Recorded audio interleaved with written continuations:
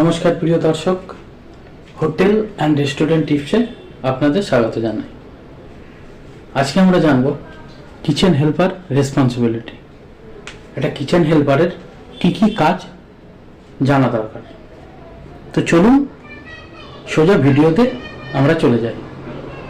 সবার প্রথমে বলছে ভেজিটেবল কাটিং।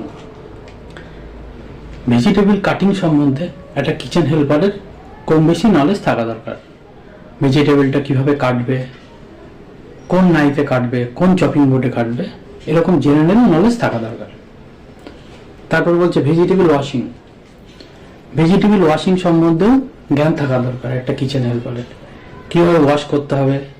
অনেক সময় ভেজিটেবল ওয়াশিং করার জন্যে ক্লোরিন ট্যাবলেট ইউজ করা হয়, কারণ ক্লোরিন ট্যাবলেটে যে সমস্ত সবজির মধ্যে ব্যাকটেরিয়া থাকে, ভাইরাস থাকে, সেই ব্যাকটেরিয়াগুলোকে কিল করার জন্যে, মারার জন্যে অনেক সময় ক্লোরিন ট্যাবলেট ইউজ করে থাকে।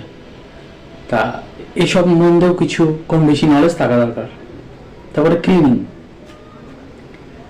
আপনি যেখানে কাজ করবেন, যে রুমটাতে, সেই রুমটা ক্লিন করার দায়িত্ব আপনারই। সেক্ষেত্রে কি প্রসেসিংয়ে ক্লিন করা হয়, কিভাবে জল ইউজ করতে হবে, কোথায় ডাস্টার ইউজ করতে হবে, কোথায় মপ ইউজ করতে হবে, কোথায় ওয়াইপার লাগবে, কম বেশি ক্লিনিং সম্বন্ধে নলেজ থাকা দরকার। তারপরে বলছে ফুড সেফটি। একটা কিচেন হেল্পারের ফুড সেফটি সম্বন্ধেও নলেজ থাকা দরকার। কুকিং ফুড টেম্পারেচার কত, কোন ফুড কিভাবে রাখা দরকার, কম বেশি ফুড সেফটির গাইডলাইন তার জানা দরকার। তারপর আছে পার্সোনাল হাইজিন। একটা কিচেন হেল্পারের পার্সোনাল হাইজিনটাও জানা দরকার। পার্সোনাল হাইজিনের মধ্যে কি কি পড়ে। আমার প্রথম ভিডিওটাই পার্সোনাল হাইজিন সম্বন্ধে ছিল, আপনারা চাইলে দেখে আসতে পারেন প্রথম ভিডিওটা। পার্সোনাল হাইজিন বলতে আপনার মাথার চুল ছোট ছোট কাটতে হবে, নখ বড় করা যাবে না, ডেইলি শেভ করতে হবে, এই যা যা আর কি পড়ে পার্সোনাল হাইজিনের মধ্যে, সব আপনাকে কম বেশি ফলো করতে হবে।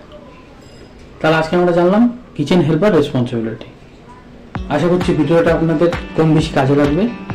যদি ভালো লাগে চ্যানেলটাকে সাবস্ক্রাইব করুন, ভিডিওটাকে বেশি করে শেয়ার করুন বন্ধুদের। নমস্কার, দেখা হবে পরের ভিডিওতে।